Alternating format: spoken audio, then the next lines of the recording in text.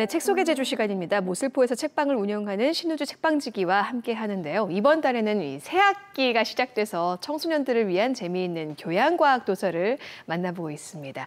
앞서 이제 잠시 소개를 해주셨는데 오늘은 이 북국에 관련된 책을 가지고 왔다고요? 네, 맞습니다. 지난 3주 동안 화학, 천문학, 지구과학 말로만 들으면 조금 머리 아픈 이런 분야의 과학들을 좀 재미있게 구성된 책을 통해서 좀 만나봤었는데요.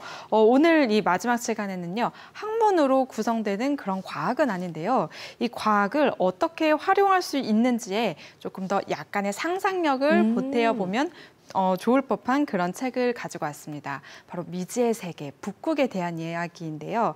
북극 탐험 숨겨진 대륙, 북극이 열리다라는 책 오늘 가지고 왔습니다. 미지의 세계라고 말씀해 주셨잖아요. 정말 이 북극은 사람의 발길이 닿기 힘든 곳이어서 우리가 이렇게 영상이나 책을 통해서만 볼 수 있는데 그렇기 때문에 정말 그 미지의 세계라는 말이 딱 와닿는 것 같아요. 그리고 오늘 또 어떤 내용을 담았을지 또 호기심을 자극합니다. 그런데 이 책의 지은이가 한 명이 아니라고요? 네, 정말 무척 많습니다.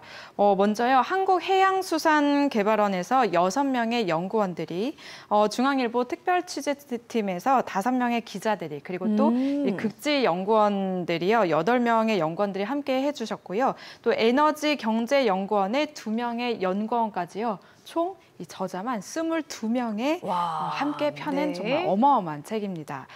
이렇게 많은 연구원들이 함께 하게 된 배경이 있는데요. 이 책에 숨은 배경이 있더라고요. 대표 저자인 김종덕 연구원이 이 첫머리에서 이 책 배경을 밝히고 있는데요.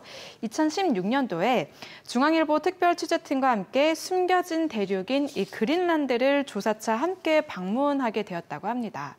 그 이후에 이 연구진과 취재진이 이 기사로 다 쓰지 못한 이 북극에 대한 이런 장면들이 너무나 아쉬워서 책을 펴내게 됐다고 하는데요. 그 결과물이 바로 오늘 소개해드릴 책입니다. 그래서 그런지요, 아주 방대한 이 북극의 전문적인 이야기를요, 누구나 쉽게 접할 수 있도록 아주 재밌게 구성했습니다. 와, 그러니까 연구자들 또 이 언론사의 특별 취재단이 정말 쉽게 가보기 힘든 곳인 북극으로 탐험을 떠난 건데 과연 이 책에 그러면 어떤 내용이 담겨 있는지 궁금해요. 네, 그렇죠. 이 책은요, 이 북극해 중에서도 북극해에 위치한 이 그린란드를 중심으로 해서요, 그 사회를 살아가는 사람들의 이야기들, 그리고 또 어떤 식으로 경제 활동을 하고 있는지, 또 국제 외교적 관계는 어떤지, 또 생물적 다양성의 어떤 보고라거나 아니면 기후위기와 또 북극의 연결점 등을 이야기를 잘 풀어내고 있습니다. 아주 광범위하게 좀 이야기를 풀어내고 있는데요. 흔하게 접하는 이야기들이 아니라서 너무 신기하게 좀 잘 읽었던 기억이 나는데요. 멋진 사진들과 함께 감상을 해볼 수가 있어서 이 신비로운 북극에 대해서 한 발짝 다가갈 수 있는 그런 책이라고 볼 수 있겠습니다. 네, 그러니까 그린란드는 또 정말 또 생소하잖아요. 네, 맞아요. 또 극한의 땅으로 알려져 있는데 금방 쭉 말씀해 주셨는데 그래서 이곳 어떤 곳이에요? 아, 네. 숨겨진 땅이라고도 불리는 이 그린란드. 이 그린란드는요, 지구 반대편에 위치해 있는 세계에서 가장 큰 섬이기도 하죠. 면적으로 따지면요, 한반도의 무려 10배에 달하고요. 또 면적의 80% 이상이 무려 얼음으로 뒤덮인 그야말로 꽁꽁한 야생의 땅이기도 합니다. 또 이곳은요, 덴마크령으로 인구가 약 5만 6천 명의 주민이 살고 있는데요. 이곳에 살고 있는 사람들은 대부분 이누이트족 원주민들입니다. 시베리아를 비롯한 중앙아시아에서 넘어온 이 이누이트들의 선조들은요, 몽골계의 사람이기 때문에 우리와 비슷한 외형을 가지고 있습니다. 하지만 오늘날의 주민들 가운데는요, 순수한 이누이트족은 극히 적고 이 이누이트족과 유럽인의 혼혈인 그린란드인이 그 주축을 이루고 있다고 하네요. 또 그린란드는요, 이 해가 지지 않는 곳으로 굉장히 유명하죠. 여름철에는요, 무려 3개월 동안 해가 지지 않는다고 합니다. 시계만 보고 자는 거네요. 해가 지고 뜨고를 따지는 게 아니라. 와, 그런데 이 얼음 왕국 같은 곳에 생각보다 상당히 많은 사람들이 살고 있다는 걸 저도 이제 처음 알았고, 이누이트족이라고 했잖아요. 이게 우리가 알고 있는 그 에스키모인이 맞나요? 네, 맞습니다. 네. 저도 이 책을 통해서 처음 알게 됐는데요. 이 에스키모라는 단어는요, 날고기를 먹는 사람이라는 뜻으로요, 서양식 표현이라고 하더라고요. 그래서 이 그린란드에서는요, 에스키모라는 단어는 사용하지 않고 인간이라는 뜻을 가진 고유어인 이누이트라는 단어를 사용한다고 합니다. 책을 보면서 또 제가 정말 놀라웠던 부분이 있었는데요. 사실 이 해가 지지 않는 백야 현상이요, 우리나라에는 네. 없잖아요. 그래서 저는 너무 신기했거든요.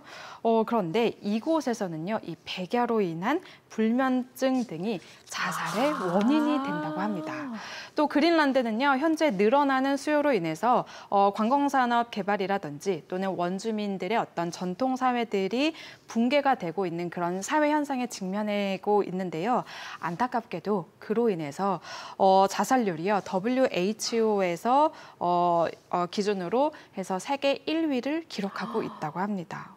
좀 어떻게 보면 좀 극단적인 자연 환경, 그리고 네. 또 이 사회 구조가 좀 이제 급격하게 변화함에 따라서 이 원주민들의 생각이 좀 더 깊어지는 것 같습니다. 그러게요. 실제로 그곳에서 삶을 살아가고 있는 사람들에게 그 자연 환경은 마냥 행복한 모습만을 전해주지는 않는 것 같아요. 저도 일전에 읽은 것 같은데 이 자살률이 굉장히 높은 그 이유에 대해서 연구한 연구들을 보면 그게 이제 말씀하신 것처럼 대체로 덴마크의 식민 지배 과정에서 이렇게 생성된 뭐 주거 이전 또 생활 양식 파괴 등 급격한 환경 변환과 그리고 또 전통과의 단절 등에서 이제 이유를 찾는 경우가 많다고 그렇게 들었습니다. 네.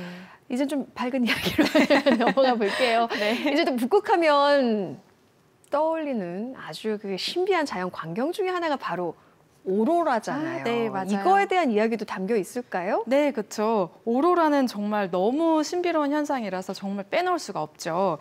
이 책에서도요, 이에 대한 이야기가 너무 자세하게 나와 있는데요. 오로라는요, 이 과학적으로 좀 살펴보면요. 태양에서 뿜어져 나온 이 태양풍이요. 너무 네. 멋있는데요.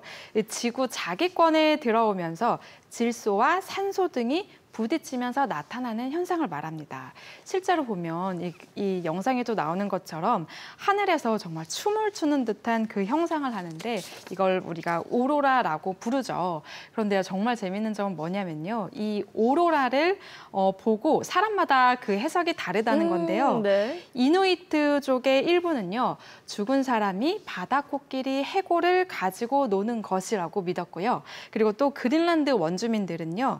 태어날 때 이 세상을 떠난 아이의 영혼이 춤을 추는 것이라고 생각했다고 합니다.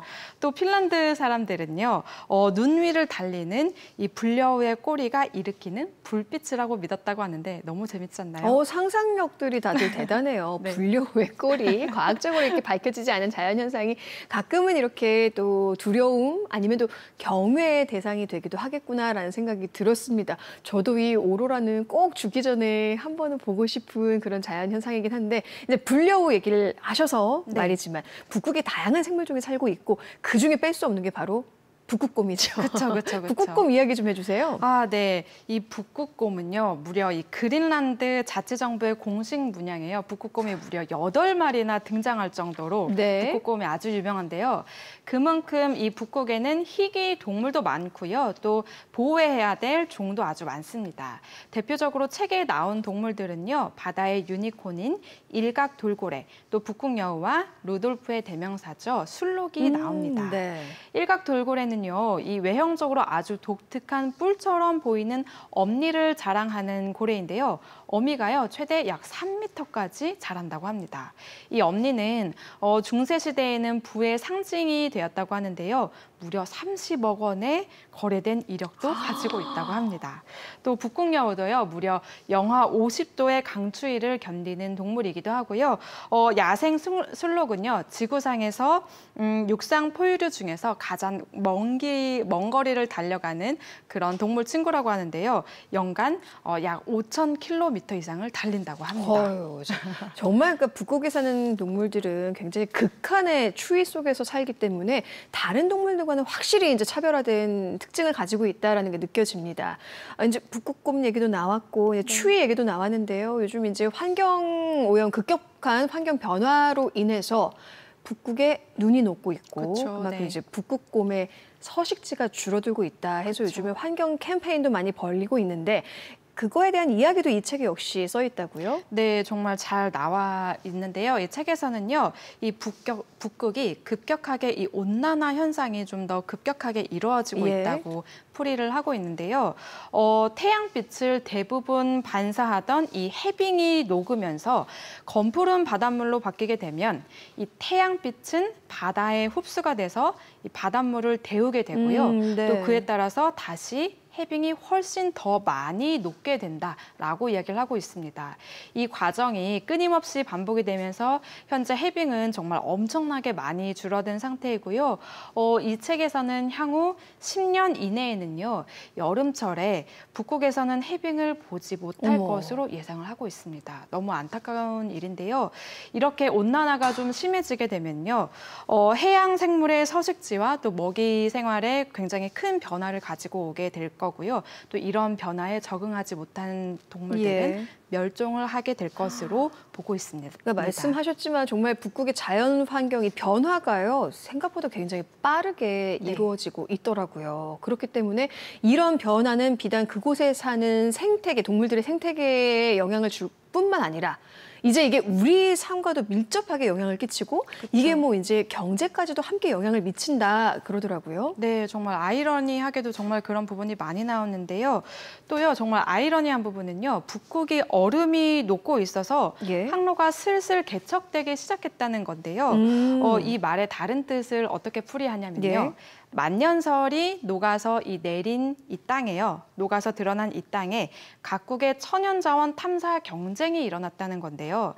예를 들어 이 IT 기술의 핵심 원료가 되는 이 히토류라는 광물은요. 그린란드에 약 1천만 톤이 매장이 되어 있고 또 이를 개발하기 시작하면 연간 4만 톤을 채굴할 수가 있다고 하는데요.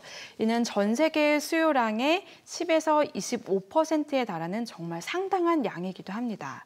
에너지 천연 자원도 마찬가지고요. 이런 일들이 이제 끊임없이 일어나고 있는데 한쪽에서는 기후 온난화로 연일 시끄럽게 또 이제 이야기를 하고 있지만 또 한쪽에서는 이렇게 돈이 된다는 자원을 개발하려는 어떤 각국의 이익이 좀 상충한다는 그런 아이러니가 계속되고 있습니다. 그러니까 저는 이 북극 동물들이 본인의 보금자리를 잃고야 말 거라는 우려도 되지만 또 한편으로는 또 새로운 기회를 얻을 수도 있다라는 시각도 있다는 거잖아요. 네, 맞습니다. 네, 네. 와, 여기까지 이렇게 오늘 좀 얘기를 마무리해보면서요. 오늘 소개해드린 책이 숨겨진 대륙 북극이 열리다를 통해서 우리가 또 몰랐던 북극의 또 다른 모습을 보게 될 수 있을 것 같아요. 관심 있으신 시청자분들은 꼭 한번 이 책 찾아서 보시면 좋을 것 같습니다. 오늘도 친절한 책 안내 잘 들었습니다. 고맙습니다. 네, 감사합니다.